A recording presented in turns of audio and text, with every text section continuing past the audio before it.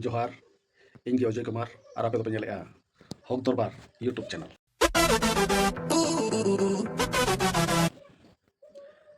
तबे नवा वीडियो रे सगुन दाराम इन पाटा खन तबे तेलाबन नवा दिसम सरीगे अड़ी हाहाड़ा दिसम कना बांग से नवा हाहाड़ा दिसम रे मिमिटंग अड़ी बगी बगी कथा लयुगआ मेनखान आदान हर दो ना कथा खातिर एटा को बुझेवा आदान हर दो बेस को बुझेवा तबे तेलाबन तेहें नुया ऑफिशियल रेबन नेला आज चेद पोस्ट का तीन हर चेद को मेन का ओना कोन नेला तबे नवा ओल काय कथारे अच्छी आदिवासी को जदि हरइबार अच्छी तेबे तांको भितर लड़ाई कराई दियो आ घरे बसी विजय उत्सव पालन कर नवा के ठीक लई का आम तो चेदम चाहा हर को बाम खपरे लेको कान अपनार अपनार भितर मिटन बाम खपरे लेन कान जहां तो सॉल्यूशन बांग हिजुआ गोटाल कथा बांग सरी से बांग और पछले ताहन तो बांग गानोक काना सामांग रे ताहन गानोक काना नुया नवा पोस्ट रे चेद को मेन का कमेंट रे देलाबन आंजम रे नवा तो सांताल काना सांताली चैनल काना एंते रहो उड़िया ते जखन ओला काना ओना उड़िया ते हन पढ़ावा घरे बसी विजय उत्सव पालन करो कमेंट रे नेला चेद को ओला काना नुई ओला काय आदिवासी निज निज मध्य लड़ाई कर व्यस्त एक्चुअली नुहा सारी कथा निज निजर हो तापम हचो करना अड़िगान व्यस्त रे मेना को पे बांग तापरे ओना उत्तर अगिन गंके तकिन की रुड़ का दुलाराम मुर्मू तकिन सांताली बाबा लड़ाई करिबारे दिकुर हाथ रही सांताली बाबा नोडे लई काय देहा लड़ाई करिबारे दिकुर हाथ रही एक्चुअली ओना सारी कान गया इन परे नुई ओला का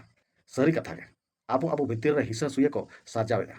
सिरजेवेगा ओना दो आर आको दो पूरा दुरुप ताको को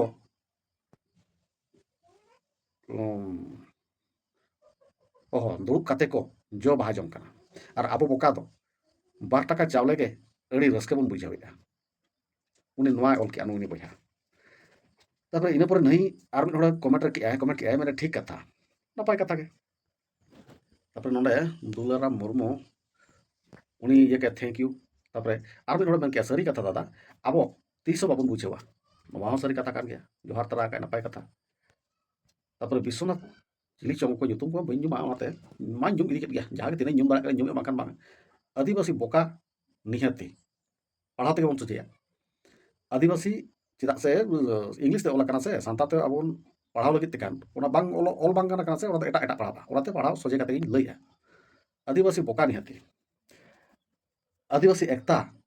ओ अखंडता बजाय रखंती ओके ब्रो रखंती बजाय रखंतु नवा दो ओके ब्रो ठीक है नवा हो गंके तकिन ओना को ओला का के राइट ब्रो धन्यवाद इन परे नुई गंके ओल के आपन ठीक कथा कहिसंती किंतु आदिवासी माने हारी एबे हारी सारी संती एक्चुअली ओना तो सरी कथा कान आदिवासी दो नितो को हाराव ठीक कना जितकर तो बन ओका को बहु ठीक कना को जेदा को बहु कना नही लया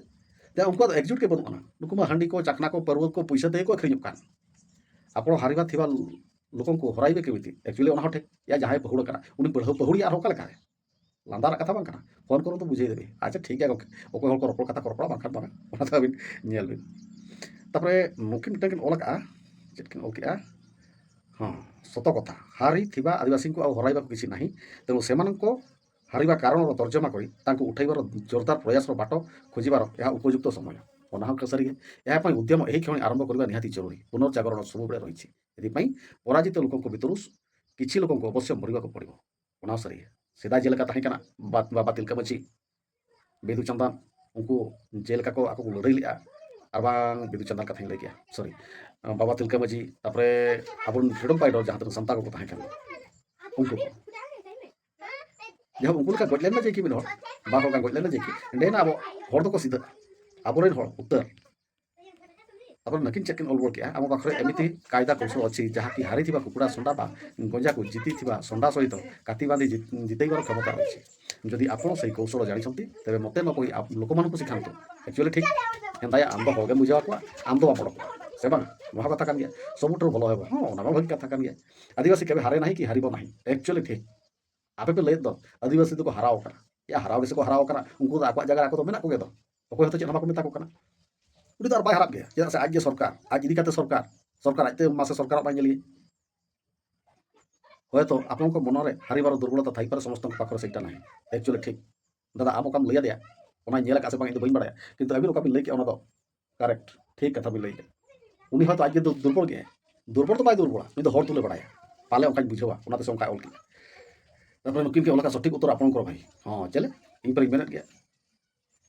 ᱟᱫᱚ ᱡᱟᱦᱟᱸᱭ ᱱᱟᱜ ᱵᱚᱱ ᱡᱟᱦᱟᱸᱭ ᱤᱧ ᱯᱟᱲᱦᱟᱣᱮᱜᱼᱟ ᱩᱱᱠᱩ ᱫᱚ ᱟᱞᱚᱵᱚᱱ ᱟᱹᱲᱤᱥᱚᱜ ᱢᱟ ᱪᱮᱫᱟᱜ ᱥᱮ ᱤᱧ ᱯᱟᱲᱦᱟᱣ ᱠᱮᱜ ᱤᱧ ᱢᱮᱱᱛᱮ ᱟᱯᱮ ᱜᱤᱧ ᱢᱮᱛᱟ ᱯᱮ ᱠᱟᱱᱟ ᱤᱧ ᱫᱚ ᱚᱱᱟ ᱠᱟᱛᱷᱟ ᱫᱚ ᱵᱟᱝ ᱠᱟᱱᱟ ᱚᱠᱚᱭ ᱚᱠᱟ ᱪᱮᱫ ᱞᱮᱠᱟ ᱯᱮ ᱚᱞ ᱟᱠᱟᱫ ᱤᱧ ᱫᱚ ᱚᱱᱟ ᱚᱱᱩᱥᱟᱨᱤᱧ ᱢᱮᱱᱮᱜᱼᱟ ᱟᱹᱞᱤᱧᱟᱜ ᱢᱚᱱᱮ ᱠᱟᱛᱷᱟ ᱦᱚᱸ ᱛᱟᱞᱟᱨᱤᱧ ᱢᱮᱱ ᱤᱫᱤᱭᱟᱜ ᱠᱟᱱᱟ ᱟᱫᱚ ᱤᱱᱟᱹ ᱯᱚᱨᱮ ᱱᱩᱭ ᱚᱠᱚᱭ ᱪᱚ ᱚᱞ ᱟᱠᱟᱜᱼᱟ କବି ହିସାବରେ କହୁଛନ୍ତି ଠିକ୍ ଜଣା ପଡ଼ୁଛି ଆଚ୍ଛା କବି ହିସାବରେ ଠିକ୍ କହୁଛନ୍ତି ଠିକ୍ ଜଣା ପଡ଼ୁଛି ଆଚ୍ଛା ଠିକ୍ ଅଛି ଯଦି ବିନ୍ ବୁଝାᱹᱣᱮᱜᱼᱟ ᱵᱚᱭᱦᱟ ᱛᱚᱵᱮ ᱱᱟᱯᱟᱭ ᱠᱟᱛᱷᱟ ᱜᱮ ᱱᱩᱠᱤᱱ ᱠᱤᱱ ᱚᱞ ᱠᱮᱜᱼᱟ ᱥᱟᱹᱨᱤ ᱠᱟᱛᱷᱟ ᱫᱟᱫᱟ ᱦᱚᱸ